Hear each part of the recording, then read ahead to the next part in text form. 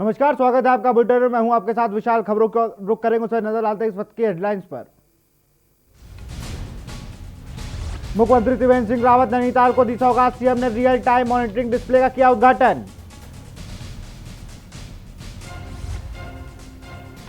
हरक सिंह रावत के बयान पर सियासी उथल पुथल तेज। विपक्ष ने हरक के चुनाव न लड़ने के बयान पर ली चुटकी। कांग्रेस ने हरक को दिया संन्यास लेने की सलाह।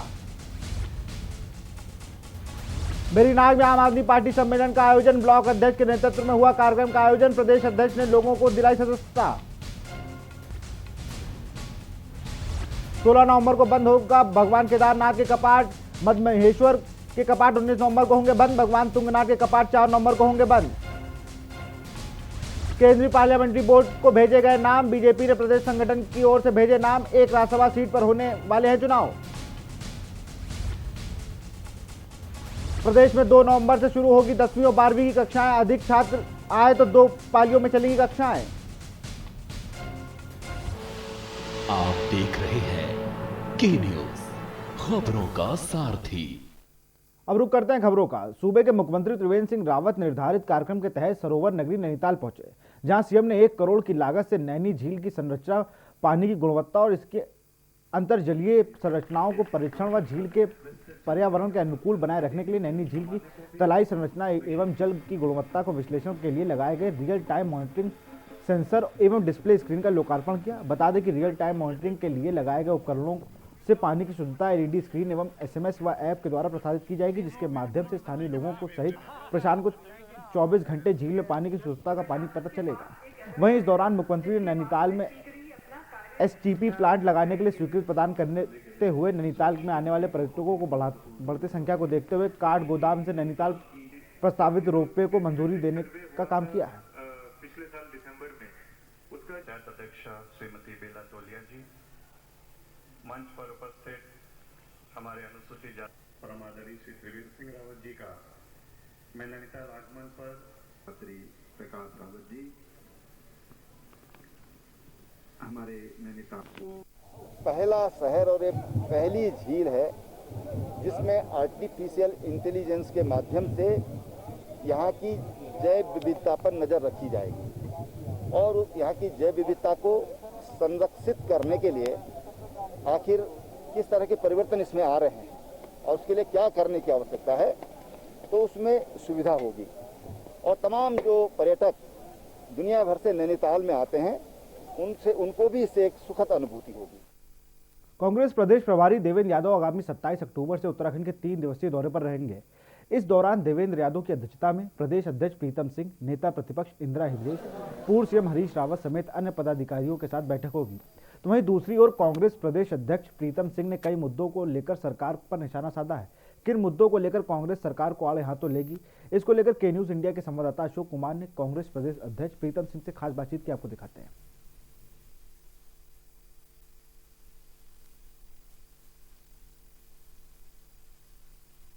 प्रदेश अध्यक्ष प्रीतम सिंह जी इस वक्त हमारे साथ मौजूद हैं, जिनसे आज हम बातचीत करेंगे। सीधे चलते हैं, उनसे बातचीत करेंगे।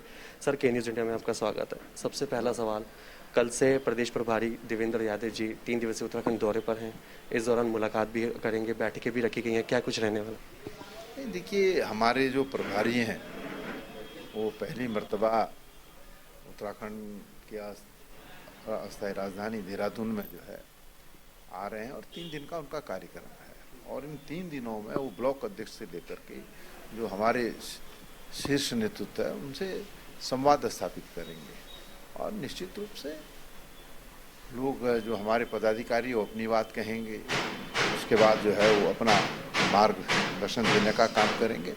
और मैं समझता हूँ कि 2022 की जो चुनौती हमारे सामने है, इस पर हम कैसे पार पाएँ, इसके लिए सब लोग जो है एक रोड मैप तय करेंगे। उस रोड मैप के अनुसार जो है हम चलेंगे। अध्यक्ष जी, इसके अलावा कल से भाजपा भी प्रदेशव्यापी मंडलों का प्रशिक्षण करने जा रही है। आप किस तरह से देखते हैं? सभी 20,000 कार्यकर्ताओं का प्रशिक्षण वो करेगी यहाँ पर, आप किस तरह से इसको देखते हैं? देखिए, भारतीय जनता पार्टी का अपना मामला है, वो क्या करते हैं क्या नहीं करते हैं, लेकिन आज जो प्रश्न पूछा जाएगा वो तो सत्ता में बैठे हुए लोगों से पूछा जाएगा। इसके अलावा अगर हम बात करें, कल मुख्यमंत्री जी भी कार्यक्रम में उपस्थित हुए, उन्होंने शुभारंभ किया। बात करें साथ में हरक सिंह रावत जी की, तो हमने सोचा था कि आमने सामना होगा, लेकिन कहीं ऐसा हरक सिंह रावत जी भी कार्यक्रम में नहीं पहुंचे। देखिए, मुख्यमंत्री जी अभी तक जो है वो लोकतंत्र में नहीं जी रहे हैं, वो तो एक तानाशाह की तरह जो है कृत करने का काम कर रहे हैं। आप देख लीजिए, बेसिक क्वालिफिकेशन इस लोकतंत्र में जो है विधायक होती है राज्य के अंदर, उन विधायकों में से मंत्री भी बनते हैं, मुख्यमंत्री भी बनते हैं, तो सब लोग समकक्ष होते हैं। कुछ लोगों को मौका मिलता है, कुछ को नहीं मिल पाता है। लेकिन जो व्यवहार मुख्यमंत्री का हम देख रहे हैं वो तो ऐसा समझ रहे हैं कि मेरे सिवाय दूसरे सब नगण्य है, और स्थिति ये है कि मंत्री परिषद और मुख्यमंत्री में टकराव जो है बिल्कुल सामने दिखाई दे रहा है। कोई भी मंत्री जो है मुख्यमंत्री की कार्यप्रणाली से खुश नहीं है, सरकार और शासन में कोई समन्वय नहीं है। के न्यूज़ इंडिया से बात करने के लिए धन्यवाद। तो ये थे कांग्रेस प्रदेश अध्यक्ष प्रीतम सिंह जी, जिन्होंने के न्यूज़ इंडिया से खास बातचीत की। कैमरा पर्सन लईक अहमद के साथ मैं अशोक कुमार, के न्यूज़ इंडिया, देहरादून। भेरीनाग में आम आदमी पार्टी का एक सम्मेलन का आयोजन किया गया, जिसमें कांग्रेस के गढ़ाई मंडल के ब्लॉक अध्यक्ष राजेंद्र वोरा के नेतृत्व में सैकड़ों लोगों ने आम आदमी पार्टी के प्रदेश अध्यक्ष एसएस कलेर की सदस्यता दिलाई। और इस दौरान एसएस कलेर ने कहा कि प्रदेश में 20 वर्षों में बीजेपी और कांग्रेस द्वारा ठगने का काम किया गया है। जनता को कोई भी विकास 20 सालों में नहीं हुआ है। स्थानीय स्तर पर भूमि का मालिकाना हक लोगों को नहीं मिल पाया है। विकास प्राधिकरण को थोप दिया गया है। चौकड़ी भाजपा के लोगों के घरों तक सड़क पहुंचाने के लिए लाखों की धनराशि खर्च की जा रही है। आम आदमी क्षेत्रीय मुद्दों को लेकर शीघ्र सड़कों पर उतरेगी। आम आदमी पड़ेगी, ये चीजें हमारी सारी घोषणा पत्र में आएंगी। जो आपके यहाँ मेन अभिनंदन देख रहे हैं, पिछले 20 सालों से जो इन दोनों पार्टियों में बदला बदलने की सरकार चल रही है, कभी मैं कभी तू। यहाँ पर जो उत्तराखंड राज्य की जब स्थापना हुई थी, जिन मुद्दों पर, जिन सपनों पर राज्य बना था, वो सारे मुद्दे गायब हो गए और भ्रष्टाचार ऐसे चरम सीमा पर पहुंच गया इस उत्तराखंड के अंतर्गत कि उसको हर कोई जानता है। ऐसा भ्रष्टाचार किसी और दूसरे राज्य में नहीं है। लगातार बढ़ रही महंगाई के खिलाफ कांग्रेस कार्यकर्ताओं ने डोईवाला में प्रदर्शन कर महंगाई पर काबू न पाने के लिए भाजपा की राज्य सरकार, केंद्र सरकार को दोषी बताते हुए सरकार का पुतला फूंककर विरोध जताया। देखिए पूरी रिपोर्ट।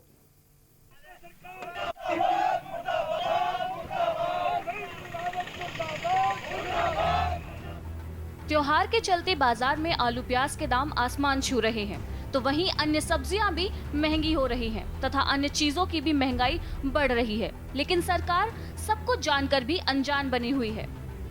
महंगाई से परेशान लोगों की परेशानी को देखते हुए कांग्रेस ने कहा, सरकार ने जो किसान बिल हाल ही में पास किया है उसी के कारण यह महंगाई बढ़ रही है। लेकिन केंद्र सरकार सिर्फ लालाओं की जेब भरने का काम कर रही है और गरीब आदमी पर महंगाई की मार पड़ रही है। डोईवाला में कांग्रेस जिला अध्यक्ष गौरव चौधरी के नेतृत्व में तमाम कांग्रेसी नेताओं ने राज्य में केंद्र सरकार के खिलाफ प्रदर्शन कर पुतला फूंकते हुए सरकार से नैतिकता के आधार पर इस्तीफे की मांग की।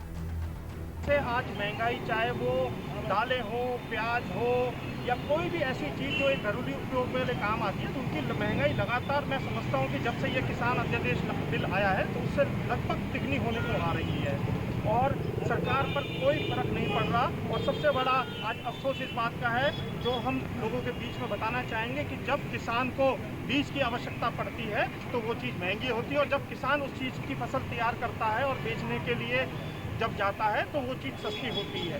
आज और आने वाले टाइम में मैं समझता हूँ कि ये जो प्याज के दाम है ये 200 तक जाएंगे और हो सकता है उससे आगे भी जाएं। तो हर चीज़ का जो दाम है आज अनियंत्रित हो चुका है और ये सारी जो विफलता है वो केंद्र और राज्य सरकार की है। जहां प्रदर्शन कर रहे कांग्रेस नेताओं ने कहा कि सरकार की नाकामी के कारण किसान पहले ही बदहाल था, लेकिन अब किसान बिल से किसान बर्बादी की कगार पर खड़ा हो गया है। डोईवाला से के न्यूज़ इंडिया के लिए राजकुमार अग्रवाल की रिपोर्ट।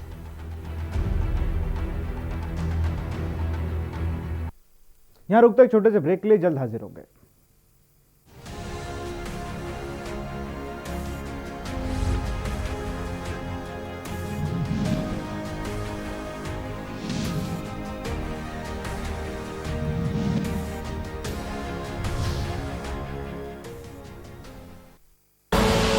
आप देख रहे हैं के न्यूज, खबरों का सारथी।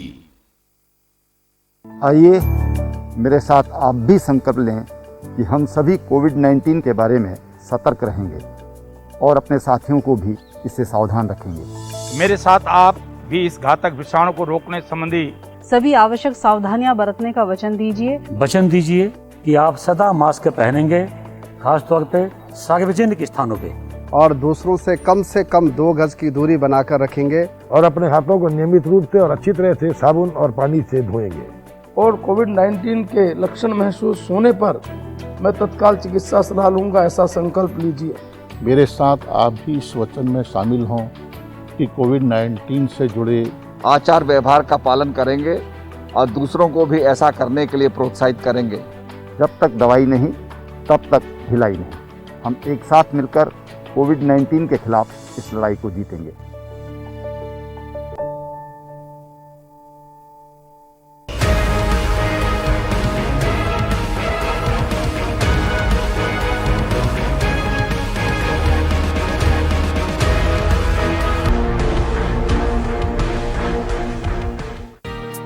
लॉकडाउन खत्म हुआ है, कोरोना नहीं। अब और भी अधिक सावधानी है जरूरी। त्योहारों और शादियों का मौसम आ रहा है, यही है हमारी परीक्षा की घड़ी। भीड़ से दूर रहकर, मास्क पहनकर और 2 गज की शारीरिक दूरी बनाकर ही हरा सकते हैं कोरोना को। इससे डरना नहीं, लेकिन सतर्क रहना है। याद रखिए, जब तक दवा नहीं तब तक कोई ढिलाई नहीं। कर लो प्रण, होगा कोरोना का अंत।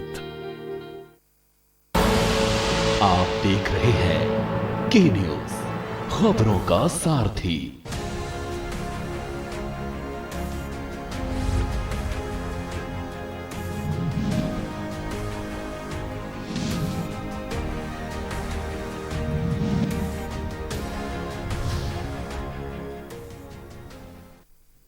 ब्रेक के बाद आपका स्वागत है। बढ़ते हैं खबरों पर। उत्तराखंड सरकार की विभिन्न योजनाओं के विकास कार्यों को लेकर किए गए कार्यों का फीडबैक लेने और कार्यों की प्रगति जानने के लिए राज्य के मुख्यमंत्री त्रिवेंद्र सिंह रावत खुद गांव-गांव जाने वाले हैं।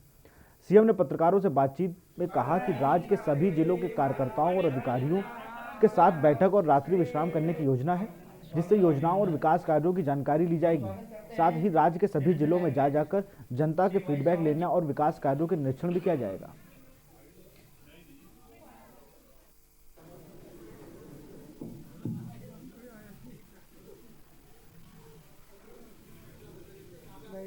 नहीं, मैंने सभी जनपदों में एक शुरुआत की है। कार्यकर्ताओं के साथ बैठना, अधिकारियों के साथ विकास कार्यों की समीक्षा करना और रात्रि विश्राम। तो तमाम तरह की बातें जो कई बार बैठकों में नहीं आ पाती हैं, तो जब हम अनौपचारिक रूप से लोग मिलने आते हैं तो कई बातें हमको बताते हैं। उसमें तमाम जो प्रबुद्ध किस्म के लोग हैं वो भी अपनी बात बताने आते हैं, तो उनसे सरकार को एक फीडबैक मिलता है। तो वो सारे काम इस दौरान हम कर रहे हैं। अभी मैं 3-4 जिलों में रुका हूँ। मैं सभी जिलों में मेरी योजना है, और फिर मेरी ये भी योजना है कि आगे चल करके कुछ गाँवों में जाकर भी मैं फील्ड में जाकर के भी उन गाँवों में जो योजनाएं दी गई हैं वो धरातल पर स्वयं उनका निरीक्षण करने और देखने में जाऊँगा। उत्तराखंड भवन एवं सनिर्माण कर्मकार कल्याण बोर्ड के अध्यक्ष पद से हटाए जाने के बाद श्रम मंत्री हरक सिंह रावत शुक्रवार को पहली बार मीडिया के सामने आए थे। इस दौरान उन्होंने आगामी 22 विधानसभा चुनाव न लड़ने का ऐलान कर डाला था। हरक सिंह रावत के इस बयान ने उत्तराखंड की राजनीति में भूचाल का माहौल पैदा कर दिया है। मंत्री ने अपने इस फैसले को व्यक्तिगत निर्णय बताया है, लेकिन उनके इस फैसले पर विपक्ष ने चुटकी लेना शुरू कर दिया। देखिए इस रिपोर्ट में।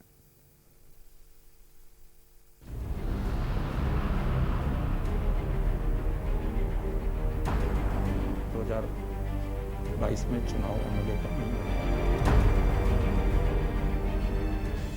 उत्तराखंड की सियासत में यूं तो कई नामी चेहरे शामिल हैं, लेकिन बात करें हरक सिंह रावत की तो उनकी एक अलग ही पहचान है।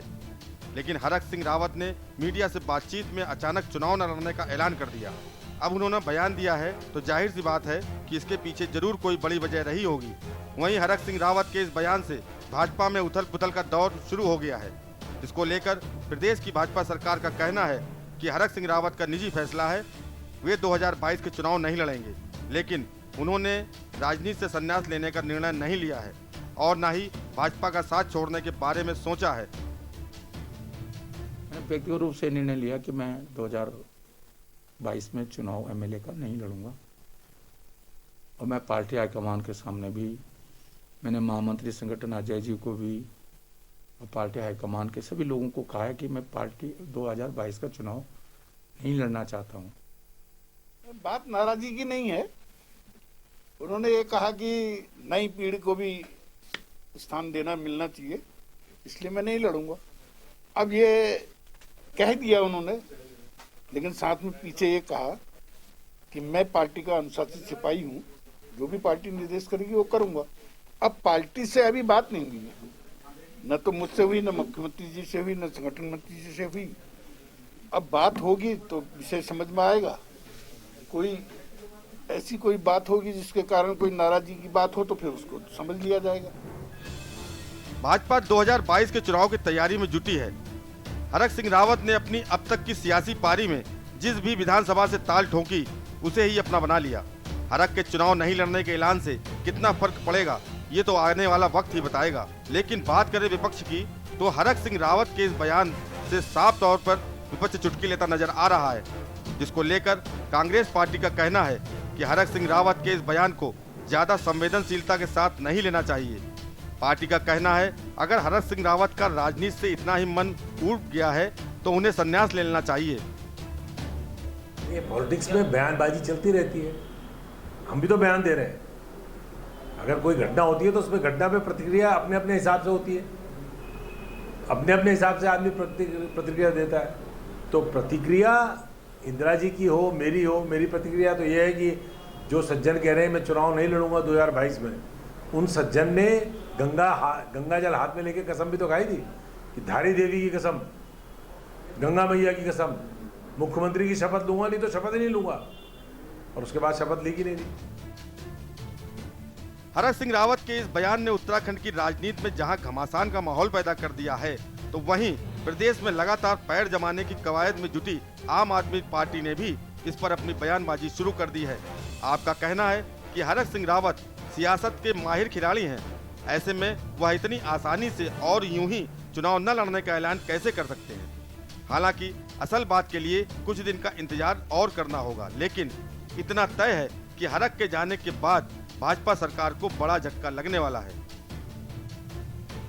देखिए, ऐसा है कि बीजेपी का जो अंदरूनी कलह है उसकी अब परतें खुलने लगी हैं। जिस प्रकार बीजेपी में मुख्यमंत्री और विधायकों और मंत्रियों में आपस में समन्वय नहीं है, वो साफ दिखाई दे रहा है।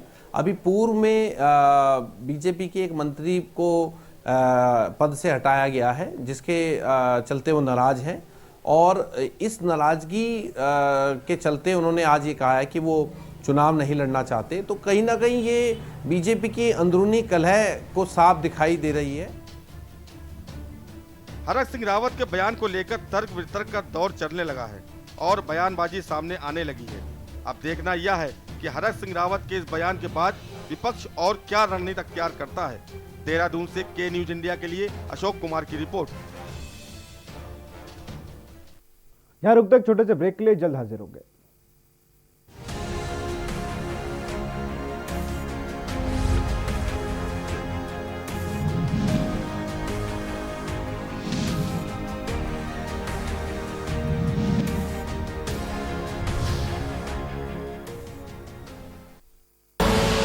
आप देख रहे हैं के न्यूज, खबरों का सारथी। उत्तराखंड सरकार कोरोना से लड़ते हुए भी विकास और जन कल्याण के लिए प्रतिबद्ध है। इस लड़ाई में हम तभी विजय प्राप्त कर सकते हैं जब हम सब मिलकर कोरोना के विरुद्ध जन आंदोलन चलाएंगे। बाजारों में, ऑफिसों में सार्वजनिक परिवहन का प्रयोग करते हुए सतर्कता बरतें, हाथों की सफाई का ध्यान रखें, मास्क लगा कर रहें। यही आपका सुरक्षा कवच है, जो न सिर्फ आपको बल्कि आपके परिवार को भी सुरक्षित रखेगा। बदल कर अपना व्यवहार करें कोरोना पर वार। लम्हे छोटे से ये जिंदगी से भरे, इन्हें हाथों में भर ले और जी ले जरा। मुसाफिरा तू है चला, मुसाफिरा रे। छोटे छोटे लम्हों का अनोखा सफर, कमला पसंद, अनोखा स्वाद। आप देख रहे हैं के न्यूज, खबरों का सारथी।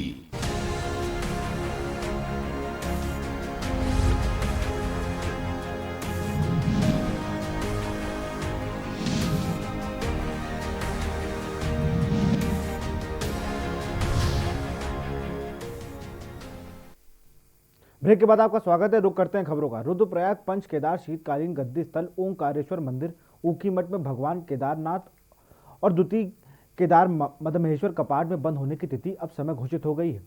वेदा पार्टी हुक्कुधारी एवं देवस्थानम बोर्ड के अधिकारियों की मौजूदगी में यह घोषणा की गई, जबकि तृतीय केदार के नाम से विख्यात भगवान तुंगनाथ की कपाट बंद होने की तिथि शीतकालीन गद्दी स्थल मरकांडे तीर्थ मुक्खू मठ में वेद पीठों द्वारा पंचगणना की योजना के बाद घोषित की जाएगी। देखिए इस रिपोर्ट में।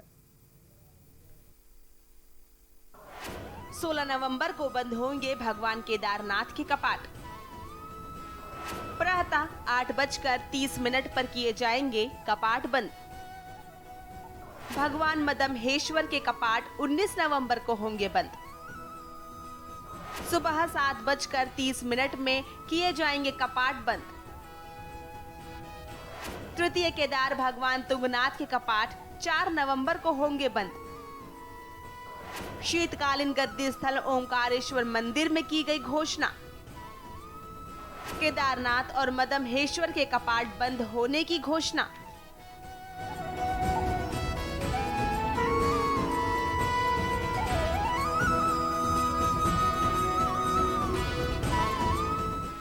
हर साल विजयादशमी के पर्व पर भगवान केदारनाथ, द्वितीय केदार मदमहेश्वर व तृतीय केदार भगवान तुंगनाथ के कपाट बंद होने की तिथि और समय निर्धारित की जाती है। वेद पाठी, हकूकधारी और देवस्थानम बोर्ड के अधिकारी व कर्मचारियों की मौजूदगी में लगनानुसार यह तय किया जाता है। आज विजयादशमी के पावन पर्व पर भगवान केदारनाथ के शीतकालीन गद्दी स्थल ओंकारेश्वर मंदिर में कपाट बंद होने की तिथि और समय निर्धारित की गई। भगवान केदारनाथ के कपाट 16 नवंबर को भैया दूज के पर्व पर प्रातः 8:30 पर श्रद्धालुओं के लिए बंद कर दिए जाएंगे। डोली प्रथम रात्रि प्रवास के लिए रामपुर पहुंचेगी और डोली का दूसरा रात्रि प्रवास गुप्त काशी में होगी। 18 नवंबर को डोली शीतकालीन गद्दी स्थल पहुंचेगी। यहाँ पर पहले से मौजूद भक्त डोली का स्वागत करेंगे। द्वितीय केदार भगवान मदमहेश्वर के कपाट 19 नवंबर को कपाट प्रातः 7:30 पर बंद कर दिए जाएंगे। डोली प्रथम रात्रि प्रवास गोंडार में होगा। 20 को डोली रांसी, 21 को गिरिया और 22 को डोली ओखीमठ पहुंचेगी और उसी दिन एक दिवसीय मेले का आयोजन किया जाएगा। इस वर्ष भगवान केदारनाथ जी के कपाट शीतकाल के लिए 16 नवंबर को बंद किए जा रहे हैं।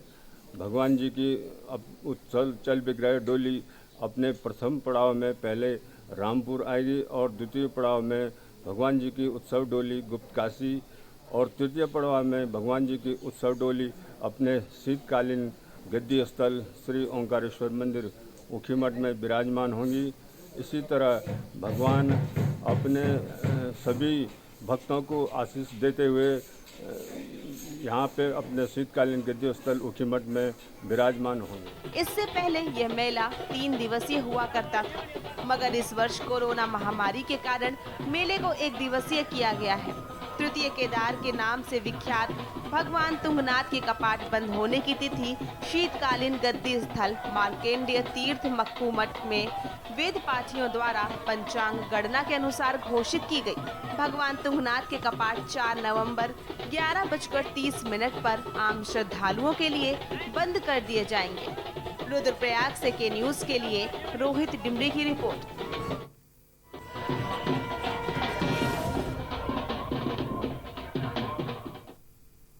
फिलहाल खबरों में इतना ही। देखते रहिए के न्यूज इंडिया। नमस्कार।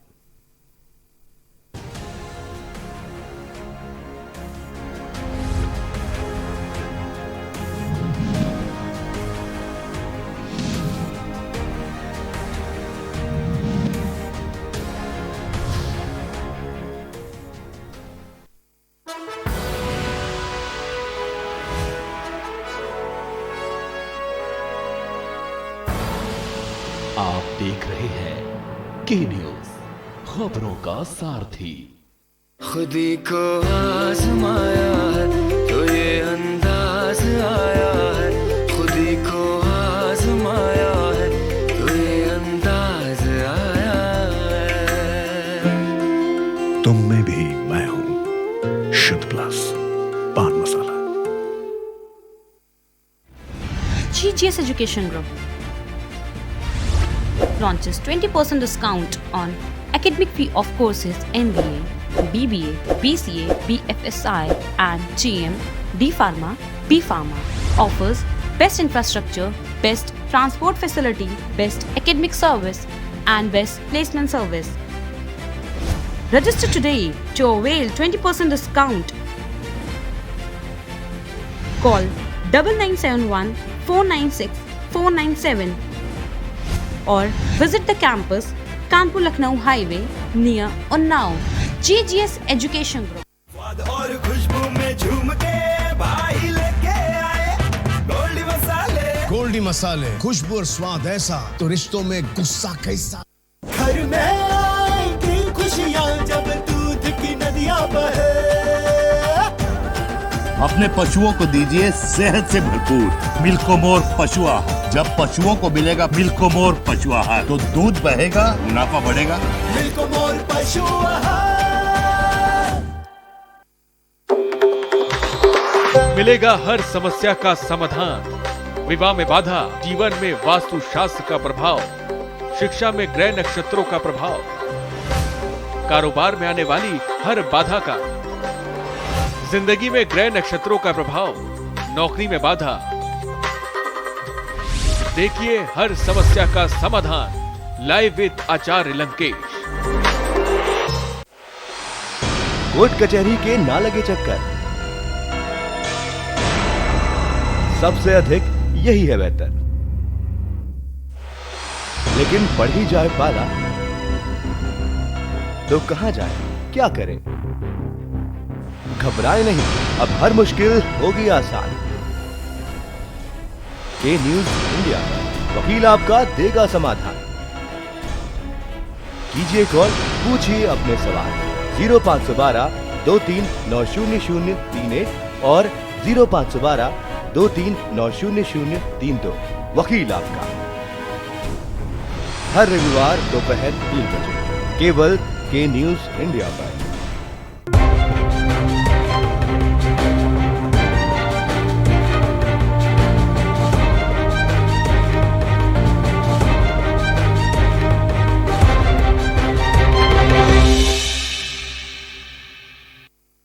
करें अपने जीवन को कृतार्थ, सुने श्रीमद् भागवत कथा रोज प्रातः 6:30 बजे मेरे साथ सिर्फ के न्यूज इंडिया पर।